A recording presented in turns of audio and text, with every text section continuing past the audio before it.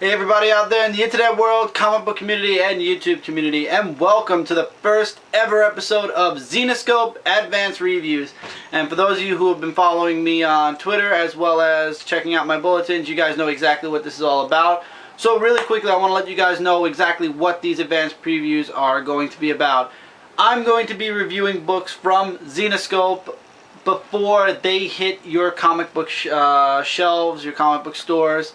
To give you guys my opinion on the books and what I think you should be picking up. I'm going to give you guys, it's up to you, or especially in this case, recommend to you certain books that are being released from Zenescope. And this week, the week I'm discussing is September 5th, 2012. That's about 2 days from now, obviously Wednesday. There are 5 books being released, 3 being from the Grimm Fairy Tale line. 1 is an issue 2 and 1 is another ongoing that's going on Zenescope. You're going to notice I'm looking this way a lot. I have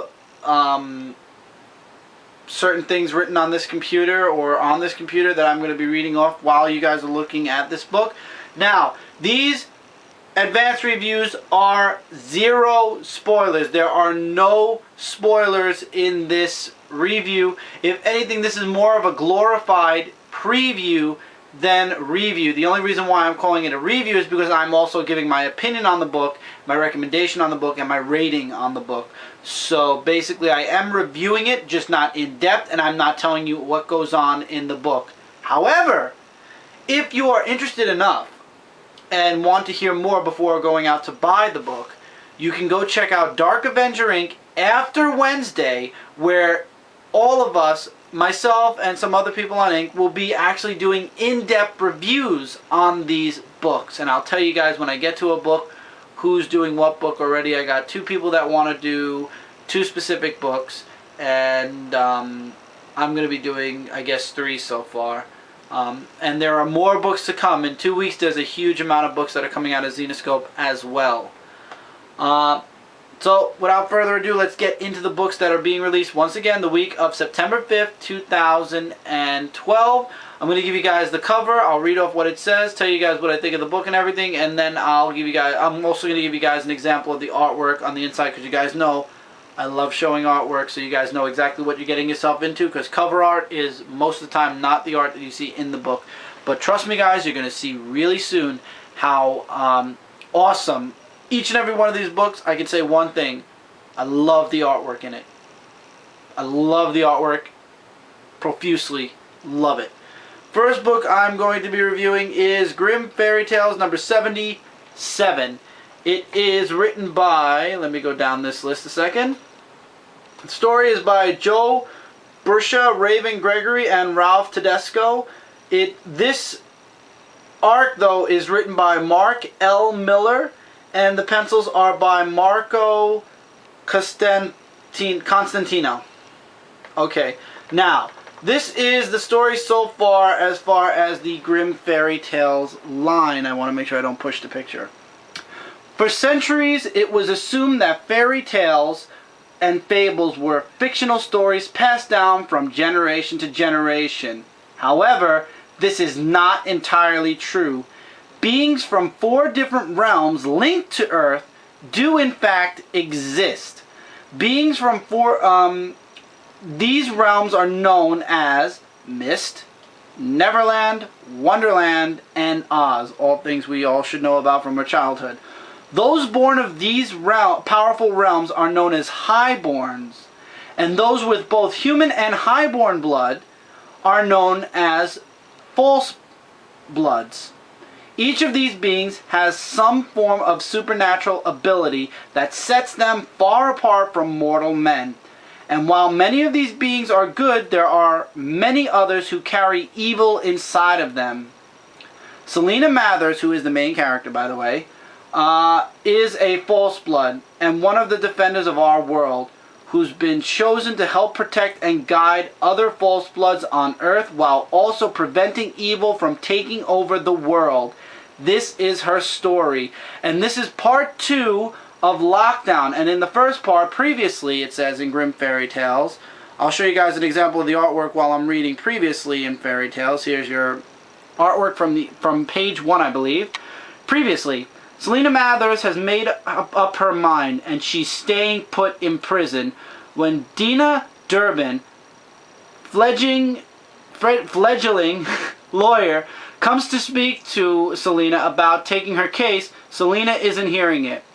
Or Sela. I'm sorry, I'm calling her Selena. There's no N. Sela. Sorry guys, it's Sela. I don't know why I was calling her Selena. She refuses to help and insists that she deserves to be in prison for destroying a school and endangering lives. However, Dina is not convinced, especially when Sela uses her powers to save her from certain death. Although a prison riot ensues and escape can be easily achieved, Sela instead chooses to make her way back to her cell and lock herself in for her own good. And this story takes off right where that left off.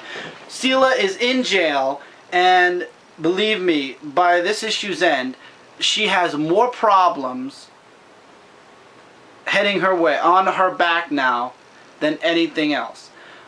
She's dealing with prison life. There's somebody who's in trouble, and she's trying to tell herself, I'm not going to get involved, and she actually gets involved, which causes one of her problems. Another problem stems from the first issue where the warden's actually questioning her.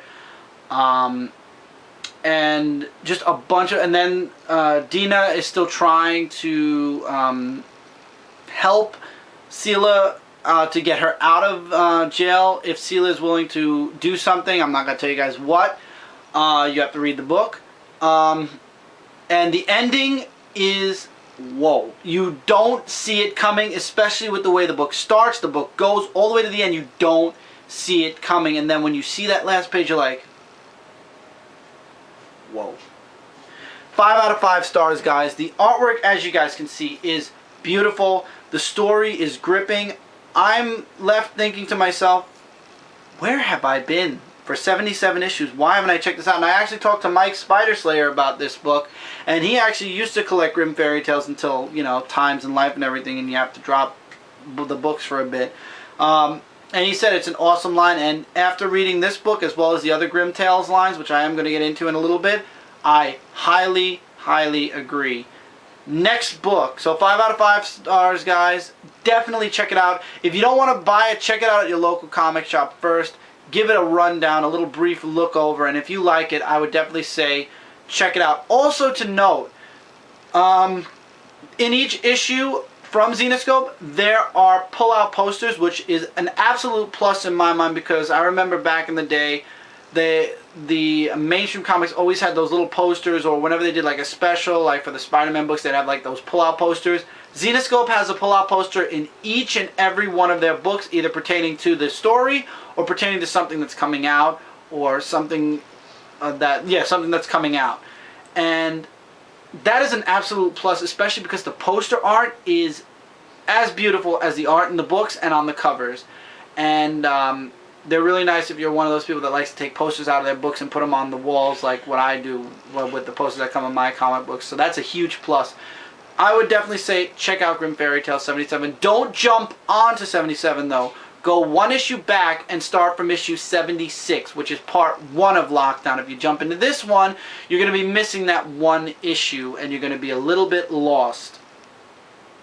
Moving on, we are now in Grimm Fairy Tales, Myths and Legends, number 20. The huge bio is the same except for the last sentence, which says this. I'm on the same one still. Let me switch to Myths and Legends. And the last sentence reads, "Not all false bloods have yet realized their destinies, but as they discover their abilities, they will eventually need to choose a side in the battle between good and evil. These are their stories."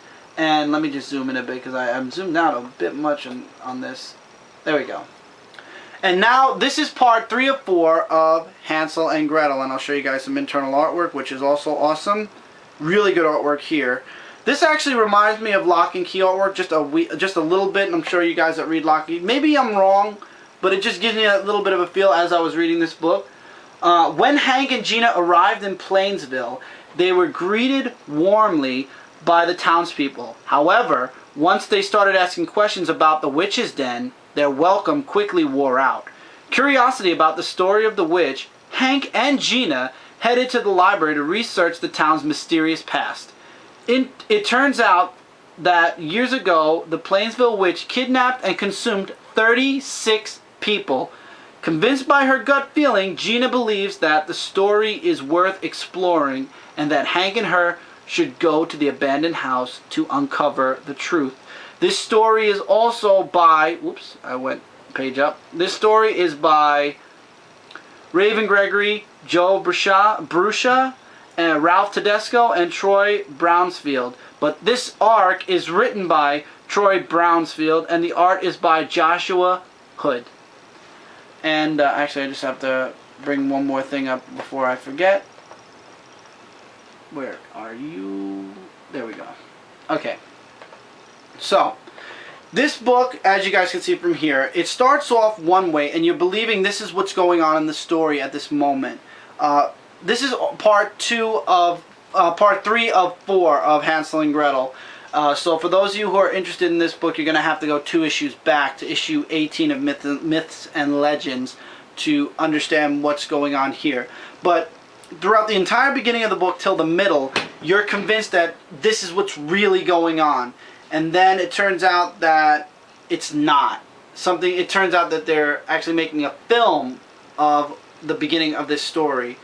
However, what happens a little bit after that is what really gets this book going. And then when you get to that last page of this book, you are left just like at the end of Grimm Fairy Tales. You're left saying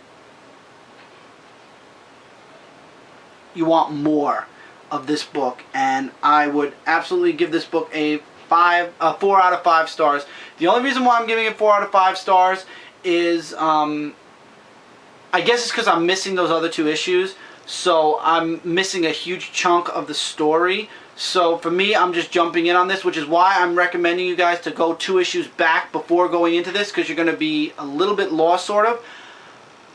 I really don't want to take this star away, but at the same time, I feel I have to because I don't know what happened in the other 2 parts. But as far as if I've been reading right along, this is definitely a 5 out of 5 star book. The chemistry between the brother, you learn a lot. I know now, after reading this book, the brother-sister, how Gina and Hank are with each other. You can see how they act towards each other. And I get their relationship perfectly from reading this one book, as well as the relationship with their friends. How Hank's relationship with all of his friends are, and how things are not exactly going too well in one route, and how Gina's character is very well pronounced in this book as well. Also to mention another thing about all the Zenescope books, these are definitely for mature readers. I'd say 16 and older, because there is strong language in some books, there is nudity in some books, and there is gory and graphic moments in some books. So off the bat, these are all for mature readers. But for those of you who have been reading books like Saga and Manhattan Project, stuff like that, these books are a norm then. These books would definitely be a norm, and these books are actually really you know, for the amount of for mature readers, it's still a really worthwhile read. I would highly recommend it, but definitely not for kids. Let's put it that way. Children shouldn't be reading these books. Then again, children shouldn't really be reading much of anything anymore nowadays when it comes to comic books, looking back on all the other companies. Comic books have moved up to more of a teen reader or teenage reader kind of audience more than kids. So basically this is for your teen readers or teenage readers, definitely 16 and over. But I would give this story a definite 4 out of 5 stars because I'm lost. But if you've been reading it right along, then I'm sure you'll agree with me that this is a 5 out of 5 story. I enjoyed it. I can't wait for the next part. You're left with like a... and I like it. And the final book this week from Grimm Fairy Tales, you guys saw this probably from Mike Spider Slayer's in-depth review of issue 1. We have Wonderland, issue number 2. So let's go into this and I'll read you guys off what it says here. This is the story so far. Years ago, Callie Lindell, I hope I'm saying her name right, daughter of Alice, became one of the few to escape the clutches of Wonderland. This alternate reality was once considered the realm of dreams, but has since become a world of madness that has fed on the sanity of humans unlucky enough to be sacrificed there. Wonderland's de facto ruler, the Jabberwocky, had been gaining power from the Lindell bloodline for decades, but Callie Lindell eventually was able to defeat the Jabberwocky and rescue her infant daughter from his clutches. Now, years later, Callie and Violet, her daughter, obviously, just for those of you who are following along, are attempting to live a normal, quiet life. But Callie knows deep down that Wonderland will never let her go. Now, story so far, for those of you who didn't see the review of this book, seeking refuge from the insanity of Wonderland, Callie and the now teenage, so her daughter is now a teenager, Violet, settle into a small town in order to start a new life free of nightmares. However, getting out of her own head is a hard thing for Callie to do as her paranoia begins to get the best of her. Meanwhile, the Mad Hatter has been reborn in a young boy named Sammy after he discovers a mysterious hat that drives him to kill his abusive father and drug-addicted mother. So basically, that's what happened in the first issue. And for examples of artwork, I'll give you guys the example here. The artwork is beautiful. Let me actually, there you go. The artwork is spectacular in this book.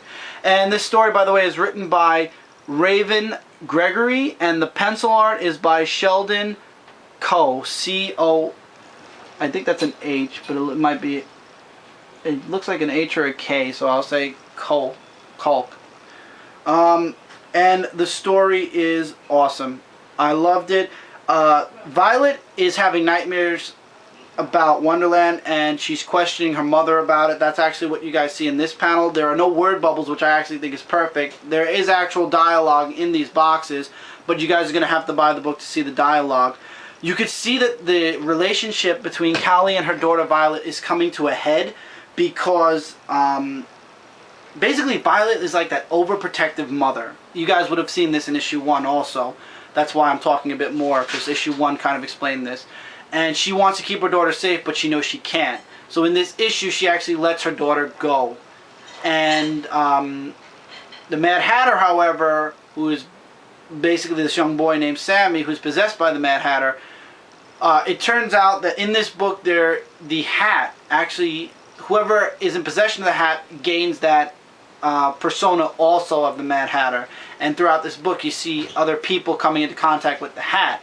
This ending as well gives you that, you know, I could tell what was going to happen just by the way the situation was set up. Of course you can.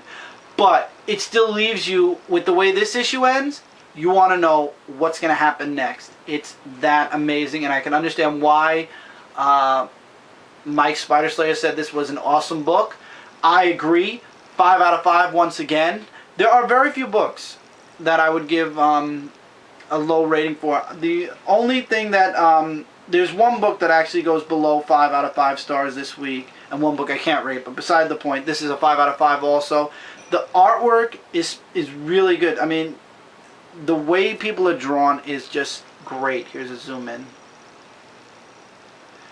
It's just really great artwork, really good storytelling. Once again, though, adult readers absolute for all the Grimm Fairy Tale books.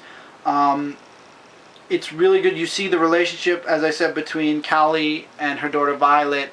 It's deteriorating because Violet can't stand this overwhelming, overprotective mother, and Callie knows it's for her own good, but at the same time she sees that she's pushing her daughter further away. And Wonderland just comes knocking on the door before this issue is out. 5 out of 5. Mike, Spider Slayer Mike, will be doing a review, an in-depth review of Wonderland #2 for Dark Avenger Inc. Grimm Fairy Tales, Myths and Legends, and Grimm Fairy Tales so far I will be doing. But Mike, Spider Slayer, will be doing a in-depth review of Wonderland 2. Okay, and next we have... Yes, we're moving out of the Grimm Fairy Tales line now, and we are going into issue 2 of Irresistible. And this book has a very short story so far, since we are only in the first story arc. And first off, the story is written by Raven Gregory, and the pencils are by Derlis Santa Cruz. And in this story, which is issue 2 of 4, Alan has been having trouble getting back into the swing of things because his mind, I'm sorry, I'm reading too fast, is constantly on his ex. But when Alan saved an old woman from being mugged, what he didn't know was that she carried the ability to help him get over his ex. But is her gift to Alan really a blessing or just a terrible curse? And that's very true. Here you guys have some internal artwork. Actually, there's 2 scenes I have here. Alan's trying to get over this woman, who is his ex. But it's not going too well. And basically, the woman he is irresistible to any woman he is around. Basically, throughout the whole book, you see things like this, where women are giving him their numbers. There's definitely sex in this book. Once again, mature readers. And really, the only reason I'm going to say this is a 4 out of 5 star book is I love the story. I find it interesting. There was a very twisted ending at the end with one of the people that falls in love with Alan. One of the girls that falls in love with Alan. She does something crazy at towards the very end of the book, and now it's like, when issue 3 comes out, this is to see what's going to happen with Alan next in issue 3 because of the ramifications at the end of this issue. I'd like to see where issue 3 is going to start up because of what happened at the end of this issue. The reason I take a star off of this book is I understand that he's missing his ex, but the character Alan is very whiny. And for people who get annoyed at like, oh, I'm having sex with these 2 girls, but I miss my ex, and there's a part where he actually sees a picture of his ex and he actually starts to internally cry and sob. It's like, okay, we understand you miss your ex and you want her back. That's perfect for a plotline, but to have the character overly whiny about it, the character just seems very whiny. But the story itself and the artwork is really good. And as I said, 4 out of 5 stars. You know, you could look over the whiny, and you can understand actually why he's whiny. I don't know, it's just when it comes to me and whiny characters, I'm just not one of those fans of whiny characters. But it's a really good story, really good read. I would definitely say to check out Irresistible, but not jumping into this issue. None of the issues I've given you are jump-on friendly. With Irresistible, go back to number 1. Grimm Fairy Tales issue 76 and Grimm Fairy Tales Myths and Legends issue 18.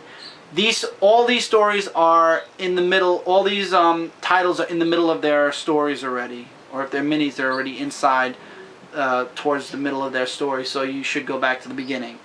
Really good though. I enjoy it. I look forward to seeing the next issue of Irresistible, guys. Absolutely give that a check out, and give all the Grimm Tales, in case I forgot to mention it, I'm going to say it anyway, give all the Grimm Tales a check out also.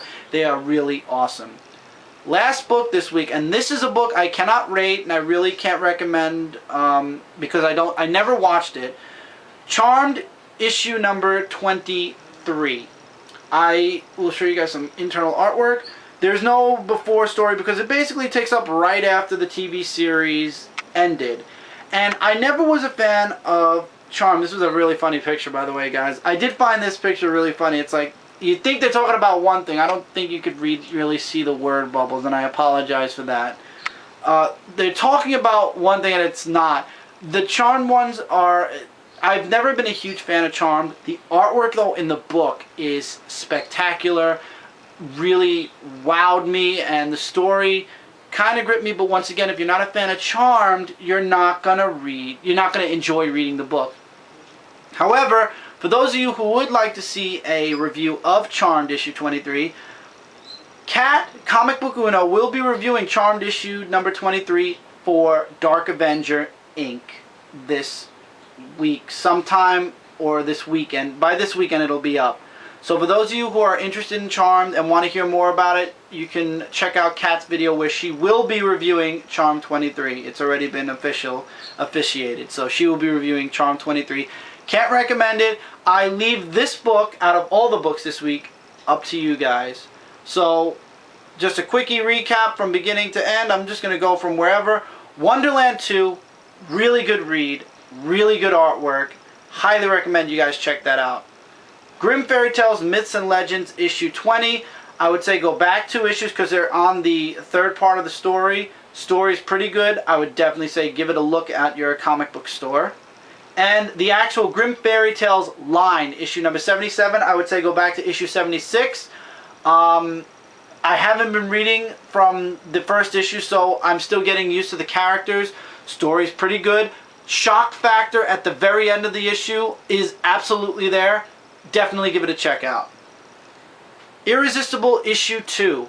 Definitely check out issue 1, but I would definitely say the character's whiny, but it works. It works for the story, and I would still recommend checking it out.